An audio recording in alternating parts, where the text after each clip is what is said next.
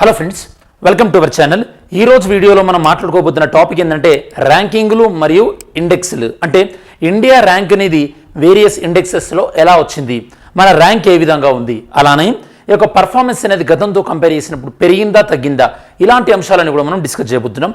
ఇది కంప్లీట్గా మనకి ప్రిలిమ్స్ ఓరియంటెడ్ ఇన్ఫర్మేషన్ అనమాట. అంటే సివిల్స్ 2024 కానీ ఇప్పుడు రాబోతున్నటువంటి ఆంధ్రప్రదేశ్ గ్రూప్ 1 కానీ గ్రూప్ 2 పాయింట్ ఆఫ్ వ్యూలో ఇది కంప్లీట్గా యూస్ఫుల్ అయ్యేటటువంటి టాపిక్.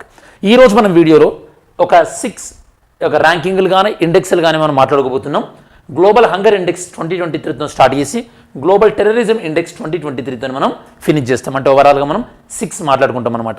ఎప్పుడైనా గుర్తుపెట్టుకోండి, ఏదైనా ఇండెక్స్ గురించి మనం చదివేటప్పుడు ఆ ఇండెక్స్లో ఇండియా ర్యాంక్ ఎంత, ఓకే, దాంతోపాటు ఏవైనా ఇండియా ఇంప్రూవ్ అయితే కనుక ఇండియా ఎట్లా ఇంప్రూవ్ అయింది, లేదా ఇండియా ర్యాంక్ పడిపోతే కనుక ఎలా పడిపోయింది, దాంతోపాటు ఆ ఇండెక్స్ను పబ్లిష్ చేస్తున్న వాళ్ళు ఎవరైనా చాలా పాపులర్ ఉంటే కనుక ఆ ఇండెక్స్ను పబ్లిష్ చేస్తున్న వాళ్ళు ఎవరు, దాంతోపాటు ఆ ఇండెక్స్ను పబ్లిష్ చేస్తున్నటువంటి ఆర్గనైజేషన్తో పాటు ఆ ఇండెక్స్లో ఏ పారామీటర్స్ తీసుకుంటారు, అంటే ఏ అంశాలను తీసుకొని ఆ ఇండెక్స్లో స్కోర్ అనేది లెక్కిస్తారు. ఇలాంటి అంశాలను కూడా మనం తీసుకోవాల్సి ఉంటుంది అనమాట. ఇవి మెయిన్గా మనకు ఐడియా ఉండాలి. ఓకే, అందులో ఏ అంశాలను తీసుకుంటారో తెలిస్తే ఆ ఇండెక్స్ యొక్క ప్రాధాన్యత ఏందో మనకు అర్థమవుతుంది. ఓకే, సరే, ఫస్ట్ మనం గ్లోబల్ హంగర్ ఇండెక్స్ 2023 చూద్దాం. మీకు ఆల్రెడీ ఐడియా ఉండాలి, మనకి హంగర్ అంటే యొక్క ఆకలిని నిర్మూలించాలి అనేది సస్టైనబుల్ డెవలప్మెంట్ గోల్స్లో కూడా ఒక భాగం, అంటే సుస్థిర అభివృద్ధి లక్ష్యాలలో కూడా ఒక భాగం. మరి మీకు ఐడియా ఉంటే కనుక zero hunger, okay, zero hunger అనేది సస్టైనబుల్ డెవలప్మెంట్ గోల్లో ఏ గోల్కు రిలేటెడ్, మీకు ఏ గోల్కు సంబంధించింది మీరు ఆన్సర్ చేయండి. ఓకే, సరే, కాంటెక్స్ట్ సందర్భం ఎంతో చూద్దాం. గ్లోబల్ హంగర్ ఇండెక్స్ 2023లో ఇండియా ర్యాంక్ ఎంత ఉందట? India rank 111 out of 125. అంటే మొత్తం 165 దేశాలలో మన భారతదేశం ఆకలి సూచీలో హంగర్లో 111 ఉంది. అంటే మన భారతదేశంలో ఆకలి స్థాయి అనేది చాలా ఎక్కువగా ఉంది అని మనం అర్థం చేసుకోవచ్చు.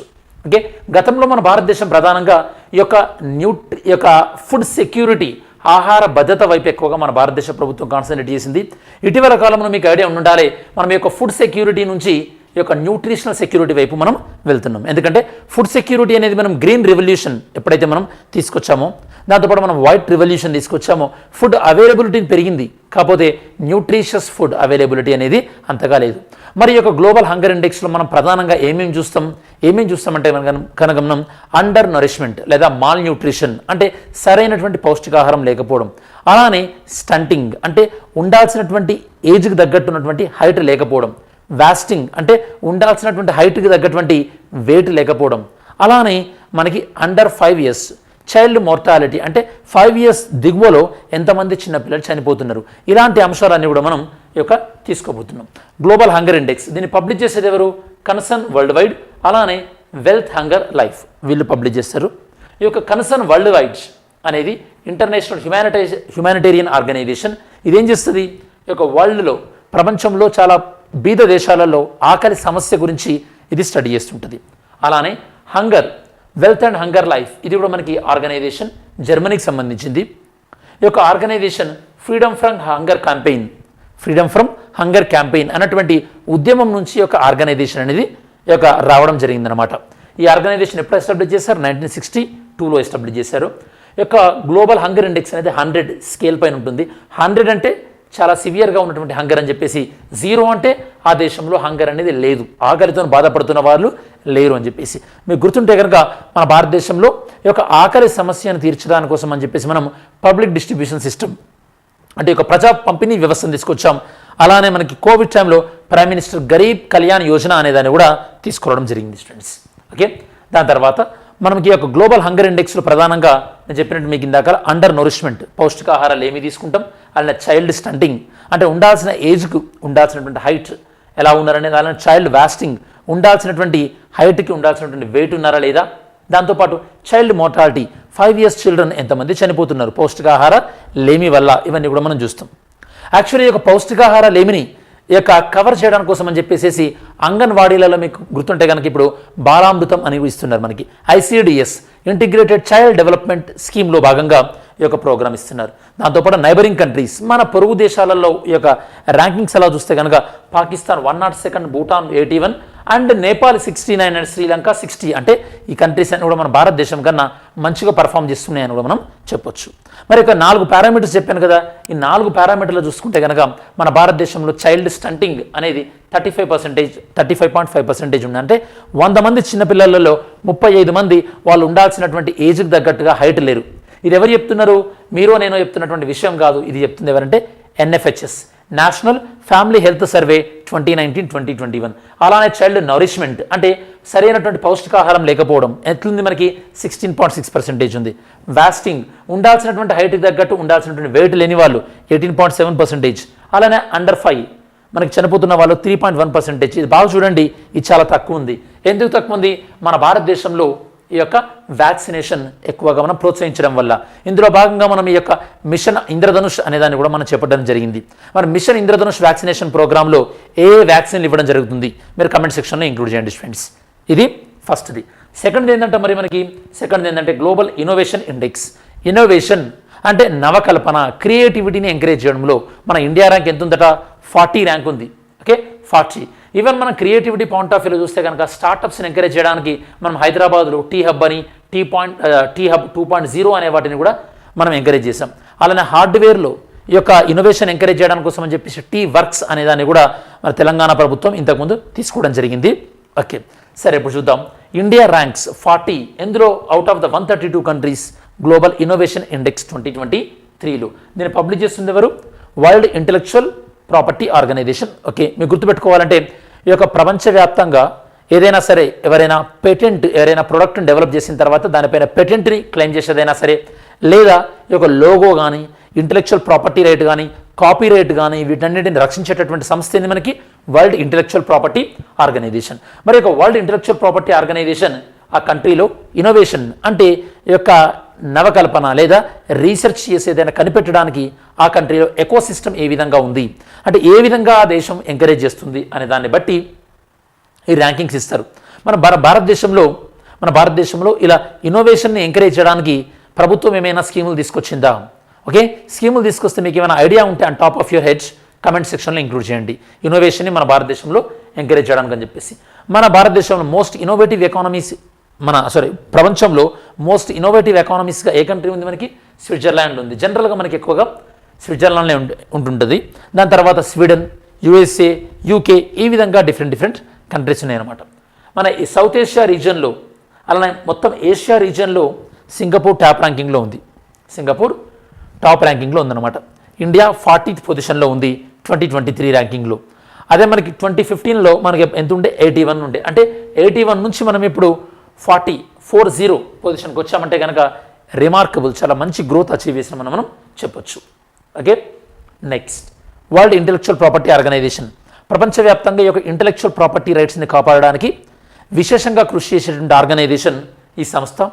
ఇందులో మెంబర్ కంట్రీస్ 193. ఈ సంస్థను ఏర్పాటు చేసింది 1967. నెక్స్ట్ థర్డ్ వన్ ఏంటంటే మనకి క్లైమేట్ చేంజ్ పర్ఫార్మెన్స్ ఇండెక్స్. అంటే ఒక దేశం ఈ యొక్క వాతావరణ మార్పు విషయంలో ఈ యొక్క గ్రీన్ హౌస్ గ్యాసెస్ని తగ్గించడానికి ఆ దేశం చేస్తున్నటువంటి కృషి ఏ విధంగా ఉంది అని లెక్కించి మనకి ఇచ్చేటటువంటి ఇండెక్సే క్లైమేట్ చేంజ్ పర్ఫార్మెన్స్ ఇండెక్స్. మీరు ఇక్కడ చూసినట్టయితే కనుక క్లైమేట్ చేంజ్ పర్ఫార్మెన్స్ ఇండెక్స్లో 40% వెయిటేజ్ వచ్చేసి మనకి గ్రీన్ హౌస్ గ్యాసెస్కి, అలానే 20% వెయిటేజ్ క్లైమేట్ పాలసీకి, 20% వెయిటేజ్ ఎనర్జీ యూస్కి, 20% వెయిటేజ్ రెన్యూబుల్ ఎనర్జీ. అంటే ఈ విధంగా ఒక దేశానికి ఉన్నటువంటి వెయిటేజ్ అనేది ఉందన్నమాట. అంటే ఆ దేశం అనేది ఈ రంగాలలో ఎలాంటి కృషి చేస్తుంది అన్నదాన్ని బట్టి ఈ యొక్క క్లైమేట్ చేంజ్ పర్ఫార్మెన్స్ ఇండెక్స్లో ఈ యొక్క ర్యాంకింగ్ ఇస్తారు. ఏ దేశము కూడా టాప్ పర్ఫార్మర్గా లేదు కాబట్టి ఫస్ట్ 3 ర్యాంకింగ్లు ఇందులో ఖాళీగానే ఉన్నాయన్నమాట. అంటే ఫస్ట్ 3 పొజిషన్స్ కూడా ఏ దేశానికి ఇవ్వలేదు. 4th నుంచి ఈ ర్యాంకింగ్ అనేది స్టార్ట్ అయింది. చూద్దాం ఒకసారి. ఇండియాకి ఎంత ర్యాంక్ వచ్చింది? 7th rank. అంటే 4, 5, 6, 7 7th ర్యాంకు. ఓవరాల్గా ఫస్ట్ 3 పొజిషన్ ఖాళీ ఉన్నాయి కాబట్టి ఓవరాల్గా చూస్తే కనుక ఇండియాకి 4th ర్యాంక్ అని చెప్పొచ్చు. ఎందులో క్లైమేట్ చేంజ్ పర్ఫార్మెన్స్ ఇండెక్స్ 2024. ఇది ఎప్పటి నుంచి పబ్లిష్ చేసిన స్టార్ట్ అయింది? 2005 నుంచి స్టార్ట్ అయింది. మరి ఏవి ఇందులో భాగస్వామ్యులుగా ఉన్నాయి? భాగస్వామ్యులుగా ఉన్నటువంటి organization German watch, new climate institute, అలానే క్లైమేట్ యాక్షన్ నెట్వర్క్, ఇవి ప్రధానంగా ఉన్నాయి. ఈ యొక్క ఇండెక్స్ ఎన్ని దేశాలకు ఇస్తున్నారు? ఇది మనకి 63 దేశాలకు ఇస్తున్నారు. ఈ 63 దేశాలే ప్రపంచవ్యాప్తంగా 90% గ్రీన్ హౌస్ గ్యాస్ ఎమిషన్స్కి కారణం. అంటే ప్రపంచవ్యాప్తంగా కార్బన్ ఎమిషన్స్లో 90% ఈ యొక్క 63 దేశాల నుంచే వస్తాయి అన్నమాట. ఈ 63 కంట్రీస్, అలానే యూరోపియన్ యూనియన్, ఈ యొక్క వీటిని బట్టి ర్యాంకింగ్ అనేది ఇస్తారు. ఇందులో ఇస్తున్నటువంటి వెయిటేజ్ ఏ విధంగా ఉందో మనకు తెలుసు. ఫస్ట్ 3 ర్యాంకింగ్స్ అనేవి ఖాళీగా ఉన్నాయి. 4th ర్యాంక్ అనేది డెన్మార్క్ ఇవ్వడం జరిగింది. దాని తర్వాత ఇస్తోనియా 5th ర్యాంక్, అలానే ఫిలిప్పైన్స్ 6th వన్, ఇండియా అనేది 7th ర్యాంకింగ్ ఇవ్వడం జరిగింది. లాస్ట్ ర్యాంకింగ్లో ఇండియాకి ఈ యొక్క 8th స్పాట్ ఉండే, ఇప్పుడు మనం 7th పొజిషన్లోకి పోయినాం. ఇండియాకి మంచి ర్యాంకింగ్ అంటే ఇందులో అంటే ఈ యొక్క 4 పారామీటర్లలో ఇండియాకి మంచి ర్యాంకింగ్ ఎందులో వచ్చింది మనకి, ఈ యొక్క రెన్యూబుల్ ఎనర్జీలో. దాంతోపాటు మనకి ఈ యొక్క గ్రీన్ హౌస్ గ్యాస్ ఎమిషన్స్, అంటే ఈ యొక్క గ్రీన్ హౌస్ గ్యాస్ ఎమిషన్స్ అంటే కార్బన్ ఉద్గారాలను విడుదల చేయడంలో ఇండియా నుంచి చాలా తక్కువగా ఉంది గ్రీన్ హౌస్ గ్యాస్ ఎమిషన్స్. అందువల్ల ఇండియాకి మంచి ర్యాంకింగ్ వచ్చింది. ఇండియా నుంచి తక్కువగా ఉండడానికి రీజన్ కూడా ఉంది స్టూడెంట్స్. ఎందుకంటే మనం రిలీజ్ చేసేటటువంటి కార్బన్ ఎమిషన్స్ ఏదైతే ఉందో అవి డివైడెడ్ బై పాపులేషన్ వేసినప్పుడు మనం పర్ క్యాపిటా రిలీజ్ అనేది చాలా తక్కువ ఉంటుంది ఇండియాలో.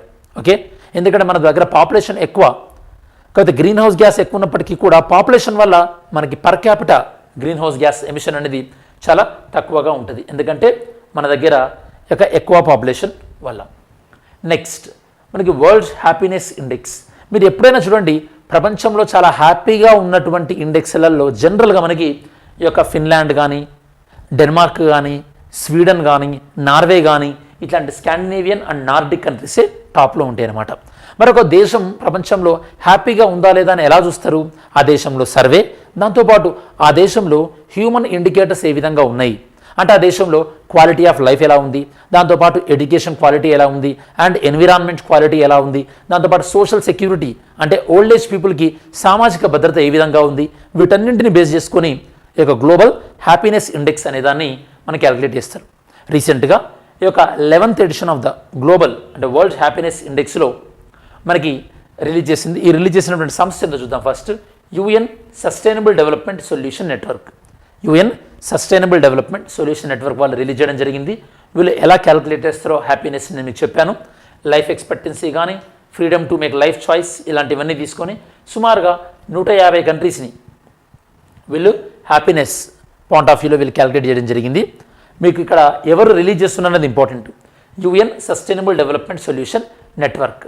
మరి చూసినట్టయితే కనుక టాప్ పర్ఫార్మింగ్ కంట్రీ ఫిన్లాండ్, వరుసగా 6వసారి కూడా ఫిన్లాండ్ పక్కన ఉన్నటువంటి నార్డిక్ దేశాలు జనరల్గా మీకు డెన్మార్క్, ఐస్లాండ్, స్వీడన్ ఇవన్నీ కూడా టాప్ పర్ఫార్మింగ్ కంట్రీస్లో ఉన్నాయి. మరి లీస్ట్ హ్యాపీగా ఉన్నటువంటి కంట్రీస్ ఏముంది మనకి? తాలిబాన్ వాళ్ళు పరిపాలిస్తున్నటువంటి ఆఫ్ఘనిస్తాన్ కానీ, దాని తర్వాత Lebanon, Zimbabwe, Sierra Leone, democratic republic of Congo. అంటే మీరు ఇక్కడ చూస్తే కనుక చాలా తక్కువగా హ్యాపీనెస్ ఉన్నటువంటి దేశాలు అయితే మిడిల్ ఈస్ట్, మధ్య ఆసియా, లేకపోతే మనకి ఆఫ్రికా ఉన్నటువంటి దేశాల్లో ఒక హ్యాపీనెస్ అనేది చాలా తక్కువగా ఉంది అని మనం చెప్పొచ్చు. నెక్స్ట్ మన ఇండియా ర్యాంక్ ఎంత ఉంది ఈ యొక్క హ్యాపీనెస్ ఇండెక్స్లో, హ్యాపీనెస్ రిపోర్టులో? 126, గతంలో 136. అంటే మన భారతదేశంలో హ్యాపీనెస్ పెరిగింది అంటున్నారు. మరి మన భారతదేశంలో అంతలా హ్యాపీనెస్ ఏం పెరిగింది? మీరైనా అబ్జర్వ్ చేశారా? మన భారతదేశంలో హ్యాపీనెస్ పెరిగిన దానికి మీరైనా అబ్జర్వేషన్ ఉంటే చెప్పండి. ఓకే, ఈ విషయంలో కొద్దిగా ప్రజల హ్యాపీనెస్ పెరిగింది అనుకుంటున్నాము మేము అని చెప్పేసి. International happiness day 20th March every year కూడా ఈసారి 2023లో ఇంటర్నేషనల్ హ్యాపీనెస్ డే యొక్క థీమ్ ఏంటంటే be mindful, be grateful and be kind. మరి ఈ యొక్క బ్యాక్గ్రౌండ్ అంటే ఈ యొక్క హ్యాపీనెస్, దీని యొక్క బ్యాక్గ్రౌండ్ అంటే హ్యాపీనెస్ని మనం లెక్కించాలి అన్నది ప్రధానంగా ఈ కాన్సెప్ట్ మనకి భూటాన్ అనే దేశం నుంచి వచ్చింది. మామూలుగా అన్ని దేశాలు కూడా వాళ్ళ యొక్క ఆర్థిక ప్రగతిని జీడీపీలో కొలుస్తుంటే భూటాన్ వాళ్ళ గ్రాస్ హ్యాపీనెస్ ఇండెక్స్తో వీళ్ళు యొక్క హ్యాపీనెస్కి ఎక్కువగా ఇంపార్టెన్స్ ఇవ్వడం అనేది స్టార్ట్ చేశారు. నెక్స్ట్ మనం మాట్లాడుకోబోయేది జెండర్. సరే, మరి global gender gap report. Gender gap అంటే ప్రధానంగా ఈ యొక్క మేల్కి ఫీమేల్కి యొక్క గ్యాప్ అనేది ఏ అంశాలలో ఏ విధంగా ఉంది అంటే, ఫర్ ఎగ్జాంపుల్ ఎడ్యుకేషన్లో మెన్కి ఫీమేల్కి లేదా ఫీమేల్ పర్సంటేజ్ ఏ విధంగా ఉంది, ఎకనామిక్ యాక్టివిటీస్లో ఫీమేల్ పర్సంటేజ్ ఏ విధంగా ఉంది, అలానే మనకి ఇక్కడ ఈ యొక్క పొలిటికల్ యాక్టివిటీస్లో ఫీమేల్ పర్సంటేజ్ ఏ విధంగా ఉంది, ఇలా అన్నీ మనం లెక్కించి ఒక సరాసరి యావరేజ్ తీస్తే మనకి గ్లోబల్ జెండర్ గ్యాప్ రిపోర్ట్ వస్తుంది. మనకి ఇండియా ర్యాంక్ ఎంత ఉంది? 127 ర్యాంక్ ఉంది. ఇంతకు ముందుతో కంపేర్ చేస్తే మనం 8 ప్లేసెస్ ఇంప్రూవ్ అయినాం. మరి యొక్క గ్లోబల్ జెండర్ గ్యాప్ రిపోర్ట్ని పబ్లిష్ చేసేది ఎవరు? World economic forum. ఎప్పటి నుంచి పబ్లిష్ చేస్తున్నారు వీళ్ళు? 2006 నుంచి పబ్లిష్ చేస్తున్నారు. సో ఇండియా ర్యాంక్ ఎంత?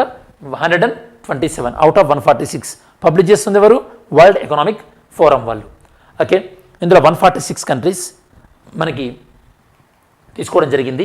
ఏ పారామీటర్స్? ఉమెన్ యొక్క ఎకనామిక్ ఆపర్చునిటీ, ఉమెన్ యొక్క ఎడ్యుకేషన్ పార్టిసిపేషన్, ఉమెన్ యొక్క హెల్త్, దాంతోపాటు ఉమెన్ యొక్క పొలిటికల్ ఎంపవర్మెంట్. ఇందులో టాప్ ర్యాంక్ ఏముంది? Iceland, most gender equality country Iceland. ఈ జెండర్ విషయంలో కానీ లేదా మనకి హ్యాపీనెస్ విషయంలో కానీ, ఓకే, అలానే మనకి పొలిటికల్ ఎంపవర్మెంట్ విషయంలో కానీ ఈ యొక్క నార్డిక్ దేశాలు అనేవి చాలా బెటర్గా పర్ఫార్మెన్స్ చేస్తున్నాయి అన్నమాట. మన నైబర్హుడ్ కంట్రీస్ ఇండియా పక్కన ఉన్నటువంటివి పాకిస్తాన్ 142 ర్యాంక్, బంగ్లాదేశ్ 59, చైనా 107. ఈ విధంగా మన పక్కన ఉన్నటువంటి దేశాల యొక్క ర్యాంకింగ్స్ ఈ విధంగా ఉన్నాయన్నమాట. ఇండియా మరి ఈ యొక్క మొత్తం అంటే ఎడ్యుకేషన్లో కానీ ఉమెన్ యొక్క ఎకనామిక్ యాక్టివిటీస్ కానీ పొలిటికల్ యాక్టివిటీస్ కానీ ఈ వివిధ రంగాల్లో భారతదేశం ఎందులో బాగా పర్ఫామ్ చేసిందంటే ఎడ్యుకేషన్లో మనకు జెండర్ ఇన్వాల్వ్మెంట్ ఎంత ఉంది? 64.3%. అలానే ఎకనామిక్ పార్టిసిపేషన్ ఎంత ఉంది మనకి? 36.7%. పొలిటికల్ పార్టిసిపేషన్ మనకి కేవలం 25.3% ఉంది. మనం ఓవరాల్గా ఇండియా పార్లమెంటు, లోక్సభ, రాజ్యసభలు మొత్తం కలిపితే ఉమెన్ పర్సంటేజ్ ఎంత ఉందంట? 15.1% మాత్రమే ఉంది. ఈ యొక్క ఉమెన్ పర్సంటేజ్ని ఇంక్రీజ్ చేయడానికి మనకు నారీ శక్తి అన్నటువంటి యాక్ట్ కూడా తీసుకురావడం జరిగింది. మనం 106th అమెండ్మెంట్ ద్వారా ఆర్టికల్ 334 క్లాస్ 2 చేర్చి మనం ఈ యొక్క లోక్సభ దాంతోపాటు అసెంబ్లీలో ఉమెన్కి 1/3 సీట్స్ రిజర్వ్ చేయాలని చెప్పేసి మనకి అమెండ్మెంట్ తీసుకొచ్చాం. అది ఎప్పుడైతే డీలిమిటేషన్ ఉంటుందో రాబోయేటటువంటి డీలిమిటేషన్ దాని తర్వాత అది మనకి అమలయ్యేటటువంటి అవకాశం ఉంటుంది. నెక్స్ట్ ఫైనల్గా గ్లోబల్ టెర్రరిజం ఇండెక్స్. ఈ గ్లోబల్ టెర్రరిజం ఇండెక్స్లో చాలా బ్యాడ్ థింగ్ ఏంటంటే ఏషియా రీజియన్, ఆసియా ప్రాంతము చాలా వరస్ట్ పర్ఫార్మెన్స్ ఉందన్నమాట. అంటే ఈ ప్రాంతంలో టెర్రరిజం అనేది ఎక్కువ ఉంది. రీజన్ కూడా ఉంది, లైక్ ఆఫ్ఘనిస్తాన్ కానీ పాకిస్తాన్ కానీ ఈ దేశాలు ఉండడం వల్ల టెర్రరిజం ఎక్కువ కాన్సన్ట్రేట్ అయ్యిందని చెప్పొచ్చు మనం. ఇండియా అనేది మనకి గ్లోబల్ టెర్రరిజం ఇండెక్స్లో 13th ర్యాంక్ ఉంది. మరి ఇక గ్లోబల్ టెర్రరిజం ఇండెక్స్ను పబ్లిష్ చేస్తున్న వాళ్ళు ఎవరు? Institute for economic and peace వీళ్ళు పబ్లిష్ చేస్తున్నారు రిపోర్ట్. ఇందులో మనకి ఆఫ్ఘనిస్తాన్ టాప్ కంట్రీలో ఉంది, మోస్ట్గా అంటే టెర్రరిజం వల్ల ఎక్కువగా ఎఫెక్ట్ అయినటువంటి కంట్రీ వరుసగా 4వ సంవత్సరంలో. అలానే సౌత్ ఏషియా ఒక దక్షిణాసియా అనేది ఈ ప్రాంతం అనేది ఒక గ్లోబల్ టెర్రరిజం ఇండెక్స్లో వర్స్ట్ ర్యాంకింగ్ ఉందన్నమాట, వర్స్ట్ స్కోర్ ఉంది. అంటే ఈ ప్రాంతంలో లేదా ఈ ప్రాంతం అనేది టెర్రరిజం వల్ల ఎక్కువగా ఈ యొక్క ఇన్ఫ్లుయెన్స్ అవుతున్నటువంటి ప్రాంతం అని చెప్పేసి చెప్తున్నారు ఇక్కడ. ఓకే, సరే. మరి నిన్నటి వీడియోలో ఎంసీక్యూ ఏంది మనం చూసాం? Punishment for subjecting a married women to cruelty is dealt under. Women అంటే మనకి మ్యారీడ్ ఉమెన్ క్రూయాలిటీ అనేది ఏ సెక్షన్లో వస్తుందంటే సెక్షన్ 498A ఆఫ్ ఐపీసీ. ఐపీసీలోని సెక్షన్ 498Aలో వస్తుందన్నమాట. Next global financial stability report prepared by. ఈ యొక్క గ్లోబల్ ఫినాన్షియల్ స్టెబిలిటీ రిపోర్ట్ని ఎవరు ప్రిపేర్ చేస్తారు? ఆన్సర్ చేయండి స్టూడెంట్స్. సరే, మనం వీడియో చివరిలోకి వచ్చేసాం కాబట్టి ఈరోజు వీడియోలో మనం ఏం డిస్కస్ చేసాం? ఇండెక్స్లు దాంతోపాటు ర్యాంకింగ్లు అన్న టాపిక్ డిస్కస్ చేసాం. ఎన్ని ఇండెక్స్లు? 6 ఇండెక్స్లు డిస్కస్ చేసాం. ఇందులో మనం గ్లోబల్ హంగర్ ఇండెక్స్ నుంచి స్టార్ట్ చేసి గ్లోబల్ టెర్రరిజం ఇండెక్స్తో ఎండ్ చేసినాం. ఇది స్టూడెంట్స్ మనకు ఓవరాల్గా మనకి ర్యాంకింగ్స్ అండ్ ఇండెక్సెస్ అన్న టాపిక్కి సంబంధించినటువంటి సమగ్రమైనటువంటి విశ్లేషణ.